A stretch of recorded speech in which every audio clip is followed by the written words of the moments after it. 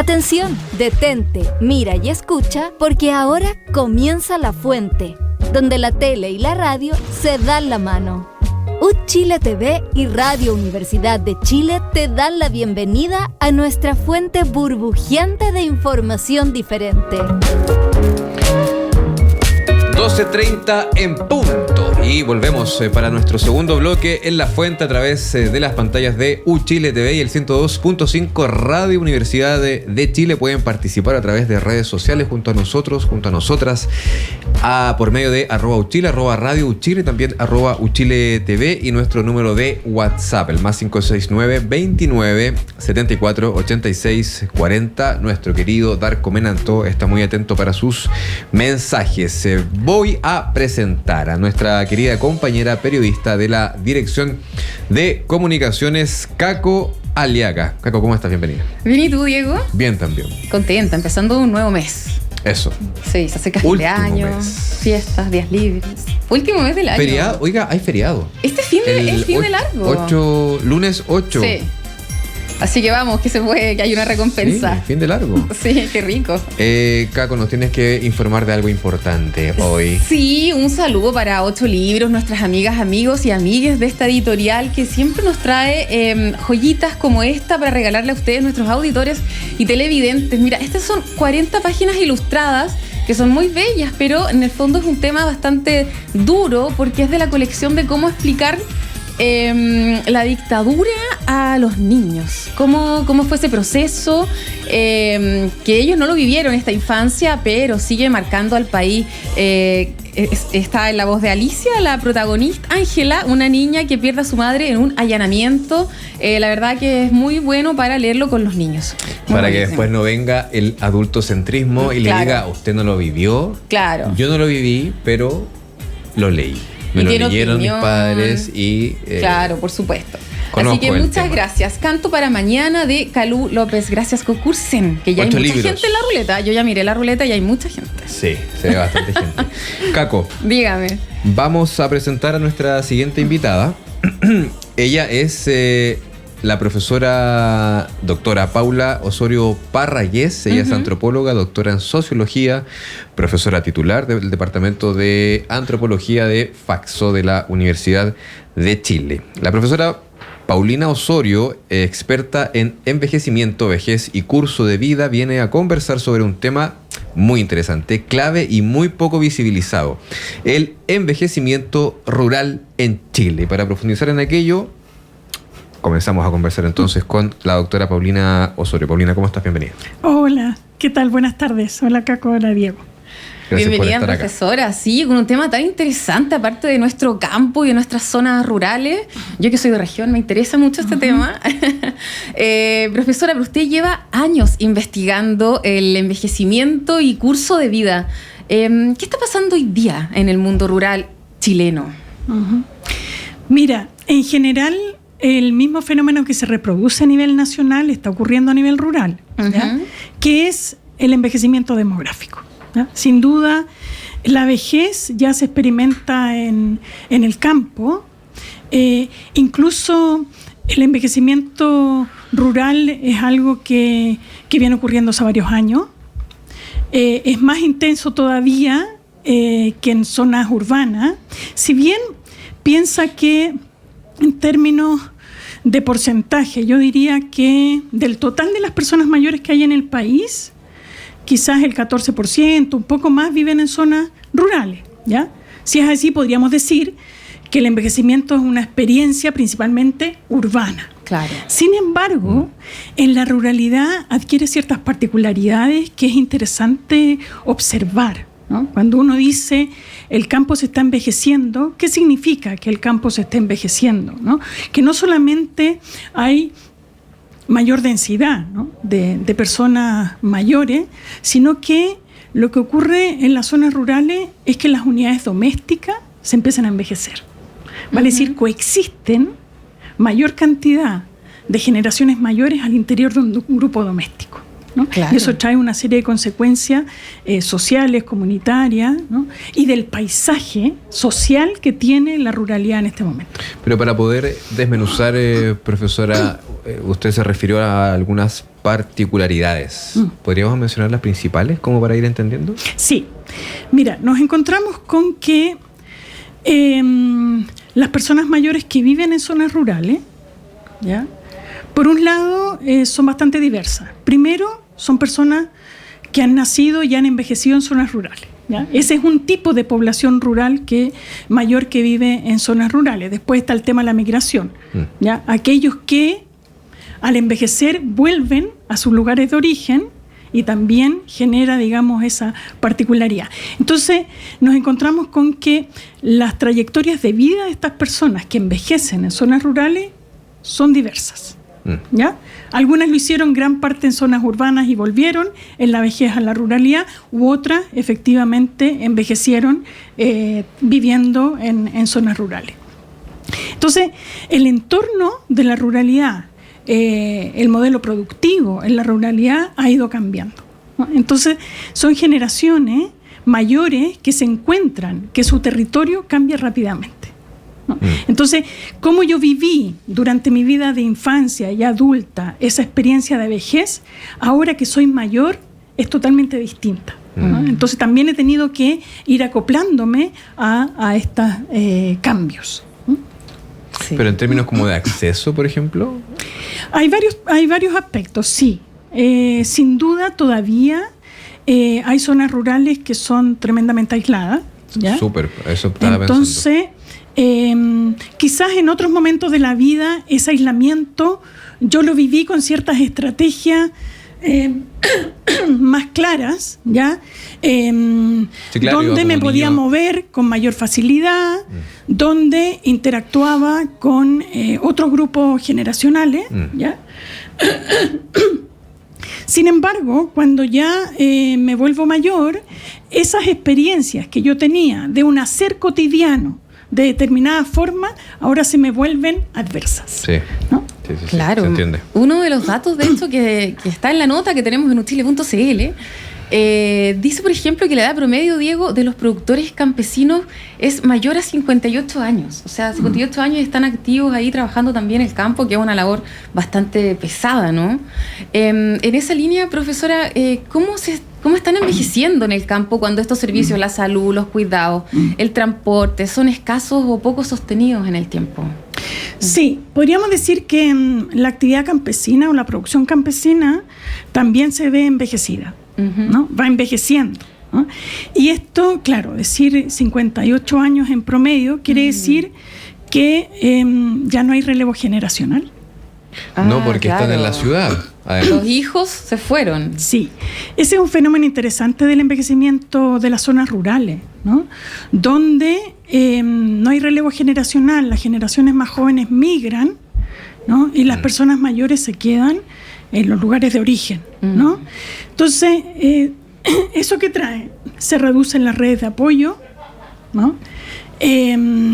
Me obliga a seguir trabajando, ¿no? Esta idea de que en el campo se trabaja hasta que se muere se hace realidad, ¿no? Efectivamente, no es solamente el eslogan, sino que el modelo productivo, la producción campesina, se ve también envejecida, ¿no? Y las personas siguen trabajando hasta edades muy avanzadas. Ahora, eso pensando en las características que tiene el fenómeno demográfico del envejecimiento en la actualidad, no necesariamente es un problema, ¿ya? ¿Por qué? Porque dentro del envejecimiento lo que ocurre es que somos cada vez más longevos, vivimos más años. Sí. Entonces es esperable también que estemos más tiempo como activos, ¿no? Entonces, el otro día escuchaba, que escuchaba un podcast donde decían que si logramos llegar, nuestra generación, a los 65 años, vamos a vivir hasta los 150. Imagínatelo. Por los avances médicos y tecnológicos. Sí, de hecho, en términos de, yo feliz, de lo más que puede vivir el ser humano. ¿Quieres vivir 150 años? Viviría eterno, sería inmortal. Actualmente son más de 100, ¿no? De hecho, el hombre más longevo que hubo en Chile y en América Latina fue un chileno de la región de Los Ríos, se llamaba Don Celino. Él vivió hasta los 121. 121. Imagínatelo. Entonces, imagínate si puedo vivir hasta los 120. Zonas azules. Claro. Las zonas azules, ¿no? Pero acá son excepciones Sí. en nuestro país, ¿no? Entonces esa proyección de vida, como bien tú dices, a los 60 años yo no estoy en el fin de la vida ni en la última etapa. No. Puedo llegar a estar en la mitad recién de mi vida. Un aliciente. Entonces, sí, ahora, otro tema es en qué condiciones llego y Sí, cómo vivo sí. esos años de alargamiento de vida. Porque una cosa es que hayamos logrado aumentar la esperanza de vida, pero otra cosa son las condiciones de vida en la vejez. Bueno, Claro, y eso es súper importante. por supuesto. ¿Cómo se activan también las políticas públicas dentro de este escenario? ¿Cómo se administra? ¿Quién se hace cargo? ¿Se conversa? ¿Se debate? ¿Se acercan a la gente involucrada, digamos, en esto? Sí, mira, en Chile nosotros contamos con una institucionalidad para la política pública, ¿no? El Servicio Nacional del Adulto Mayor es la instancia, digamos, que se encarga de esto. El problema está en que, en general, las políticas públicas tienden a ser homogeneizantes, ¿no? Identifican a sus objetos de política, ¿no? En este caso las personas mayores, y tiendo a desplegar los programas y las políticas de forma homogénea. Y aquí se pierde de vista la particularidad que puede tener la experiencia en territorios como son los rurales, Sí, claro. ¿ya? Que también de por sí la ruralidad es muy heterogénea. Entonces no es lo mismo vivir cerca, ¿no? Cerca de un centro urbano, a vivir en una isla, por ejemplo, ¿no? A vivir en el archipiélago, o a vivir a grandes kilómetros del centro urbano más cercano. Entonces, si bien en zonas rurales existen programas, ¿ya? Por ejemplo, en la salud, existen programas de ruralidad en salud, el problema está es que las personas no logran acceder a esos programas. Yo creo que hay un tema de acceso, ¿no? De información, de acceso, ¿no? De cómo accedo a aquello.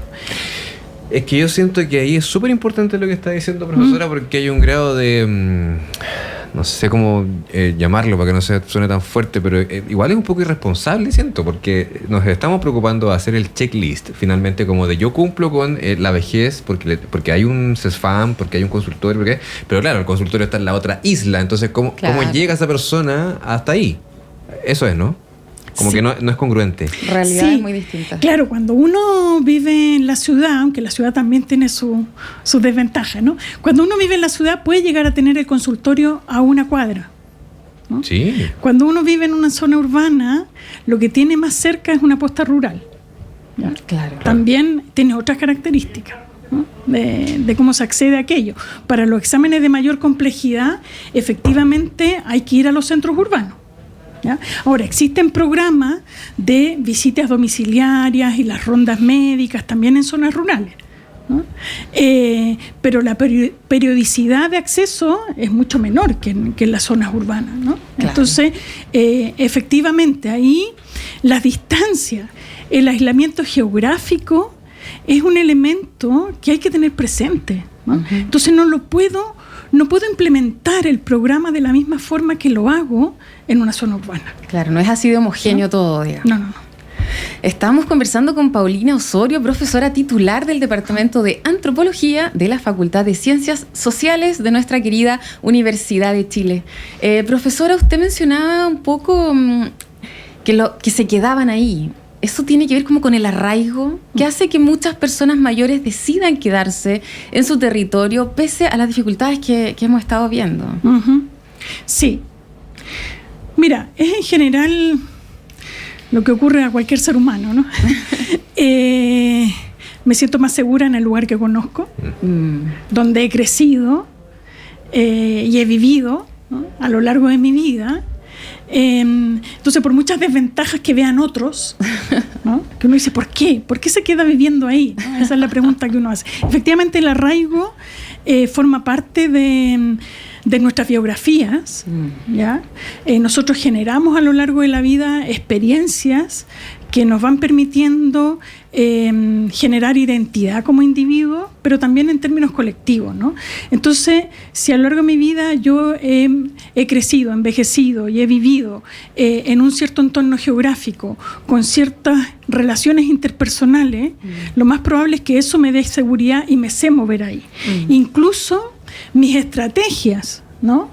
las he ido desplegando en esos contextos. Entonces, esto de, valga la analogía, ¿no?, de la metáfora, del trasplantarse, ¿no?, de trasladarte a otro lado, claro, resulta tremendamente crítico. Y suele pasar, por ejemplo, con nuestro país, con los desastres. ¿No? Claro. Recuerdo muy bien cuando fue la erupción del volcán Chaitén, en que mucha gente decía, pero ¿por qué se quieren quedar ahí? ¿No? ¿Por qué se quieren seguir quedando ahí, siendo que el entorno, efectivamente, el entorno no es propicio, pero es lo que la gente conoce, es su lugar? De hecho, volvió, ¿no?, la gente, volvieron a poblar. Sin duda. Y yo creo que esa era la idea, ¿no? Sí. No tengo por qué quedarme viviendo en otra ciudad si ese es mi lugar, ¿no? Sí, estamos hablando con la doctora Paulina Osorio Parrayés, antropóloga también, profesora titular del Departamento de Antropología de la Facultad de Ciencias Sociales. De Faxo. Faxo. Profesora, en cuanto a ver, si usted fuese el Pepe Grillo, la Pepa Grilla, en este caso, de el próximo o la próxima candidata presidencial, ¿cuál sería el mensajito que usted le diría ahí en el hombro a lo que hay que poner urgencia respecto a este tema? Wow. Ya que se viene el cambio de gobierno. Sería una lista larga. Pero el de mayor urgencia, piensa usted, respecto a este tema. Mire, si estamos hablando de las personas mayores en contextos rurales y en zonas aisladas, yo creo que lo más importante es reducir la brecha de acceso. ¿Ya? Porque los programas existen. No es que no haya programas. Chile tiene programas pensados en temas de envejecimiento, ¿no? Existe una institucionalidad dirigida a eso. Existen, como decía, programas en zonas rurales también vinculados a las personas mayores. Sin embargo, esos programas no llegan. No llegan por dos motivos. Primero, por un tema de información, porque la gente no sabe que existen. Claro, no llega a internet en el campo profundo, digamos. Y por otro lado, por un tema de recursos, claramente. Entonces, ¿cómo aseguramos? Tampoco se trata de empezar a inventar cosas nuevas, si ya las tenemos. Claro. ¿Ya? Y aquí tanto que se le echa la culpa al Estado, que el Estado está ausente, pero cuando está el Estado, asegurémonos de que realmente esté, ¿no? Entonces yo creo que ahí el tema de la brecha de acceso en los programas hacia las personas mayores marcaría la diferencia. Si reducimos esa brecha, si la eliminamos incluso, un poco de... No debiera existir, porque si el programa existe, está pensado para que llegue a quienes son sus beneficiarios, pero eso no está ocurriendo. Se entiende. Sí, lamentablemente. Se entiende perfecto y es un gran desafío. Sí.